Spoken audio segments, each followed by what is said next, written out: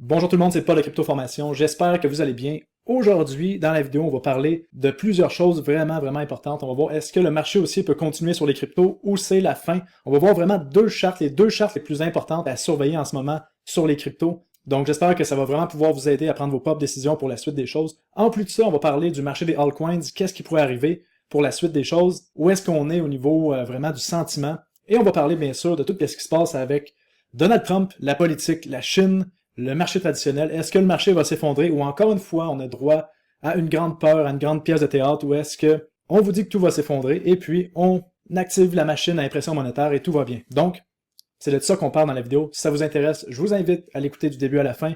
Et encore une fois, n'oubliez pas que je ne suis pas un conseiller financier, je ne suis qu'un gars dans son bureau qui parle de crypto et du marché financier. Donc, avant de prendre toute décision financière, faites vos propres recherches. Donc, commençons avec les premières chartes. D'abord, qu'est-ce qu'on est en train de voir ici? On est en train de voir Bitcoin dans un range. Où est-ce qu'on est au royaume du fake-out? On liquide les gens en short en sortant du range. On revient dans le bas du range pour liquider les gens qui ont parié à la hausse. On liquide les gens en short, on liquide les gens en long. C'est un carnage. Tous les gens qui se mettent en levier sont complètement sortis du marché ou ont des pertes colossales. Et suite à la grande liquidation qu'on a eue le 10 octobre, on en avait parlé dans la dernière vidéo que ça risquait de prendre quelques semaines avant vraiment qu'on ait plus de réponses à savoir comment le marché réagit. Et là, on a une excellente nouvelle ici. Bitcoin tient son support qu'il tient depuis le mois d'août 2025. On a eu notre test comme on parlait dans la dernière vidéo. C'est la même chose pour les altcoins. Donc, on a beaucoup plus de réponses à partir d'ici. Et on va pas se le cacher, là, le marché des cryptos a épuisé tout le monde. C'est vraiment fatigant. Le cycle qu'on vit actuellement est fatigant. On se fait épuiser à chaque jour. On se fait dire qu'on est stupide d'avoir acheté des cryptos. Et honnêtement, à chaque fois que j'ai vu un marché où est-ce que les gens se vont dire qu'ils sont stupides d'acheter un truc, souvent c'est le truc qui explose le plus après. Donc, on va en parler un peu plus tard de ça, d'un marché justement que les gens se font pas traiter d'être stupides alors qu'ils devraient se faire traiter d'être stupides en fait. Et même, vous savez quoi, on va en parler maintenant. Ça fait un bout que je vous parle du marché de l'or qu'on voit ici, un pattern de tasse et anse d'une durée là, de 14 ans, qui a fait son breakout au mois de février 2024, où est-ce qu'on a parlé de prendre position ici sur la chaîne. Et là, on a monté en ligne droite, l'or a passé de 2000$ jusqu'à 4400$. Et qu'est-ce qu'on a vu ici, autour des 4400$ qui m'a fait prendre des profits sur l'or? Eh bien, on a vu la photo iconique ici que je partageais sur... Donc, n'oubliez pas de me suivre sur X. Mon nom, c'est Paul CryptoNerd, Crypto Formation sur X, ici, avec 81 500 abonnés. Pourquoi je vous dis le nombre d'abonnés? Parce qu'il y a beaucoup de fraudeurs qui essaient de se faire passer pour moi et qui vont vous envoyer des messages privés. Donc, s'il vous plaît, assurez-vous que c'est bien moi avec la coche bleue ici. Et je vous disais que c'était le temps de prendre des profits sur l'or. Pourquoi? Parce qu'on a vu une photo iconique ici de gens qui faisaient la queue devant des magasins d'or et d'argent physique pour acheter de l'or. Et ça, c'est vraiment une photo iconique qui va passer à l'histoire, qui va probablement marquer le sommet temporaire de l'or, parce que je pense que l'or peut aller plus haut, mais pour plusieurs mois, l'or risque de rester dans un range ou corriger. Parce que quand on voit ce genre de photos-là, c'est vraiment, les gens posent plus de questions, sont en euphorie totale, veulent acheter de l'or parce que ils ont peur que le prix de l'or continue de monter en ligne droite et s'en aille sans eux. Et c'est toujours la même chose qu'on voit. Quand les prix sont bas, tout le monde s'en fout. Quand les prix sont hauts, la foule est là, est alignée, voit plus les risques, sont prêts à acheter n'importe quoi. Et les gens qui achetaient de l'or à 1200$ se faisaient dire qu'ils étaient stupides, que c'était qu'une vieille roche qui servait à rien. Et là, quand l'or est en haut des 4000$, tout le monde en veut. Est-ce qu'il y a un marché que c'est exactement la même chose qui est en train de se passer? Eh bien oui, vous l'avez deviné, c'est le marché des cryptos, surtout au niveau des altcoins, leaders de catégorie, comme les Solana, BitTensor, Chainlink à 17$. Je vous fais une prédiction ici. Il y a un moment dans les 6 prochains mois qu'on va regarder les prix qu'on voit ici comme Chainlink à 17$. Et la seule chose qu'on va se dire, c'est pourquoi j'en ai pas acheté plus. Même chose pour BitTensor à 389$. C'est exactement la même chose. C'est vide, on se fait dire qu'on est stupide, et à un moment donné, quand les prix vont être beaucoup plus hauts, les gens vont dire qu'on a été chanceux et qu'on devrait en acheter plus, et là, ça va être le temps de vendre. Il va se passer littéralement la même chose au niveau des cryptos et des altcoins. Les gens vont se lancer à n'importe quel prix, surévalué pour acheter le truc, comme on voit avec l'or ici. Donc, vous avez le prélude de ce qui s'en vient sur le marché des cryptos, lorsqu'on va avoir probablement notre prochaine vague bientôt. Mais avant toute chose, on doit survivre à deux pornos de la peur. Le premier, c'est tout ce qui est les tarifs avec la Chine. On a vu Donald Trump qui un jour dit qu'il va négocier avec la Chine, l'autre jour nous dit qu'il négocie pas avec la Chine, négocie avec la Chine, négocie pas avec la Chine, négocie avec la Chine. C'est une vraie danse, c'est une vraie pièce de théâtre, et on le sait qu'il va y avoir une entente probablement quelque part au mois de novembre, et que ça va faire affaire aux deux pays. Il n'y a aucun des deux pays qui a intérêt à faire crasher le marché des actions ou faire crasher les marchés globaux. Donc, à un moment donné, il faut arrêter avec les conneries, mais bon, ça prend un truc pour faire peur aux gens. Comprenez que depuis le mois d'avril, on monte en ligne droite sur le marché des actions, et tout ça se fait dans une peur maximale. Tout le monde dit que le marché va crasher, et ça prend toujours ce fond de peur-là pour que les marchés continuent de monter en ligne droite. Donc, tant et aussi longtemps qu'on va avoir ce fond de peur-là sur les marchés des actions continuent de monter selon moi. Et en plus de ça, on a des choses merveilleuses qui s'en viennent. Regardez-moi ça.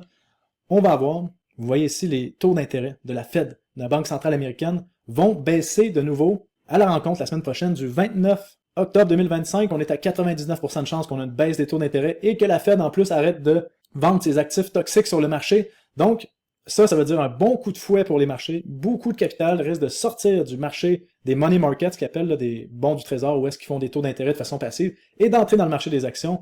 Et en passant, si vous voulez voir où est-ce que les taux d'intérêt s'en vont, je vous recommande toujours de suivre les taux d'intérêt sur les bons du trésor 2 ans du gouvernement américain. En fait, on voit la ligne bleue ici qui est les taux d'intérêt de la Fed, et la ligne en noir ici, c'est les taux sur les bons du trésor américain 2 ans. On voit que la Fed est toujours en retard sur les bons du trésor 2 ans. On essaie toujours de rattraper le retard. Et là, vous voyez, on est en retard de 1%. Donc, ce ne serait pas surprenant qu'on voit des grosses baisses de taux d'intérêt, peut-être à la fin du mois ou dans les 6 prochaines semaines, lors de la rencontre ici du 10 décembre, où est-ce qu'on pourrait baisser les taux encore plus rapidement. Donc, oui, c'est pas facile, oui, c'est long, mais les choses peuvent changer rapidement. Et pourquoi on est dans les altcoins? Pourquoi, personnellement, moi, j'investis dans les altcoins? Mais parce que pour moi, c'est l'endroit où est-ce qu'il y a les plus gros gains à faire dans n'importe quel marché sur le court terme dans les prochains mois, selon moi. Bon, c'est sûr que quelqu'un qui a un avis court terme me croit pas, a vu les cryptos soit stagner pour les meilleurs cryptos ou corriger depuis 1 an, mais c'est une rare opportunité qu'on a ici de faire de l'argent, possiblement rapidement, surtout où est-ce qu'on est à un moment que tout le monde s'en fout des prix et qu'on se fait traiter d'être stupide pour être dans les altcoins. C'est en fait une bénédiction probablement qu'on vit en ce moment, mais on va juste le savoir dans les prochains mois. Et pour moi, moi je détiens mes positions et j'ai pas de stress là-dessus. Et c'est pour ça que depuis les derniers temps, je détiens mes positions crypto et je transige sur d'autres marchés, comme par exemple, vous m'avez vu transiger les actions reliées aux crypto, comme Galaxy ou Robinhood ou Coinbase, mais parce qu'il y avait de l'argent à faire ailleurs. Je m'aurais attendu à ce que les altcoins fassent la même chose que les actions reliées aux crypto, mais non, on a stagné. Et on va aller voir justement les meilleures chartes que je vais vous montrer, qui nous montrent que probablement que c'est pas terminé pour le marché des cryptos. C'est sûr qu'il y a des arguments qui peuvent être faits en ce moment, comme quoi le marché haussier est terminé sur le marché des cryptos. Oui, il y a certains arguments, et si vous voulez voir tous les arguments que j'ai, parce qu'il y a des arguments pour et contre le marché haussier qui continuent et qui ne continuent pas, mais je vous invite à aller voir mon rapport que je viens tout juste de publier, tout fraîchement sorti du four, qui a été cuit pendant plusieurs jours, le rapport d'octobre 2025 sur cryptorecherche.com. Donc, je vais vous montrer en exclusivité quelques chartes du rapport pour vous. Donc, le rapport mensuel, on va aller dans la section numéro 3 ici, d'analyse du marché. Donc, on est actuellement à la page 23 du rapport et on va aller les voir en live. Finalement, je pense que ça va être mieux que directement sur le rapport. Donc, on a 2 chartes majeures que je vais vous montrer ici. En octobre, depuis les 3 dernières années, on est dans une figure de broadening wedge. Qu'est-ce que c'est un broadening wedge? C'est une figure, comme vous voyez à l'écran, qui est une figure de continuation. Donc, quand on a une poussée haussière, on a la consolidation en forme de triangle élargi, si vous voulez le nom en français. Et puis, généralement, on sort de ce pattern-là dans le sens de la tendance. Le sens de la tendance, pour l'instant, est encore vers le haut. On n'est pas tôt dans notre cycle haussier. Ça fait quand même presque 3 ans que Bitcoin continue de monter. Mais il y a possibilité qu'on ait une dernière poussée haussière et c'est là-dessus que je mets l'emphase. Donc, je pense qu'on peut sortir de notre figure de broadening wedge vers le haut et je vous explique pourquoi ici. Dans la deuxième charte, la plus importante que je peux vous montrer ici, c'est la ligne de panique extrême. Regardez-moi ça ici sur Bitcoin. À chaque fois qu'on a touché la ligne bleue ici, c'était un moment de panique extrême dans les marchés où est-ce que tout le monde pensait qu'on s'en allait à zéro. Donc, je vous cite les moments, là. Regardez-moi ça ici. Janvier 2023, où est-ce que tout le monde disait que Bitcoin s'en allait à 10 000 $, on était à 16 000 $. Moi, je vous disais que j'accumulais des crypto-monnaies. On a vu Bitcoin et les altcoins exploser. Bitcoin a doublé. Ensuite, on a eu une longue consolidation de côté, là, qui était notre premier broadening wedge qu'on a eu ici, qui a duré 6 mois. Et là, tout le monde paniquait, tout le monde disait que c'était fini. De notre côté, les guerriers, on avait accumulé des altcoins et Bitcoin a passé de 26 000 $ jusqu'à 75 000 $ et les altcoins ont fait des x5, des x10, des x20 dans cette période-là. Ça a été la période la plus lucrative des 2 dernières années. Ensuite de ça, on a eu notre longue correction de mi-cycle qu'on avait parlé en 2024. Où est-ce que rendu ici, là, en septembre 2024, c'était la panique. Tout le monde disait que le marché des cryptos était fini. Encore une fois, on a rebondi, proche de notre ligne bleue ici, et on a eu une belle poussée haussière là, de vraiment septembre jusqu'à janvier 2025, où est-ce que les altcoins ont encore monté. Et Bitcoin a passé de 50 000 $ jusqu'à 110 000 $. Après ça, on a eu notre fameux crash de mars-avril 2025 avec la panique des tarifs, la panique sur les cryptos. Et on est revenu encore une fois sur la ligne ici. On a rebondi. Bitcoin a passé de 75 000 $ jusqu'à 125 000 $. Et maintenant, on se retrouve où? Avec une longue consolidation de côté, exactement ici sur notre ligne bleue.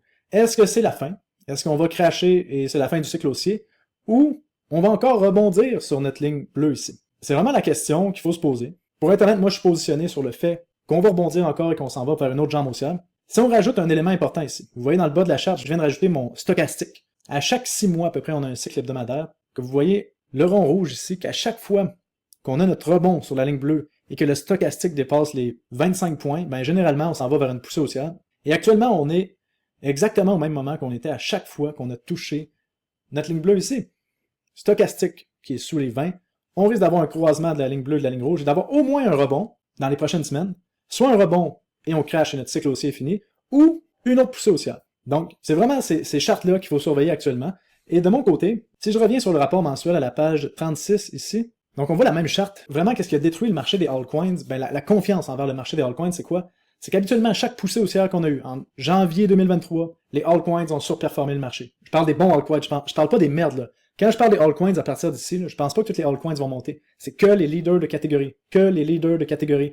Avec un bon tokenomics comme Bit&Sur, Chainlink, Solana, Aave par exemple, ou Render dans tout ce qui est des pins. Donc, on a eu une montée avec les altcoins. En octobre 2023 jusqu'à mars 2024, on a eu une montée avec les altcoins. En septembre, on a eu une montée avec les altcoins.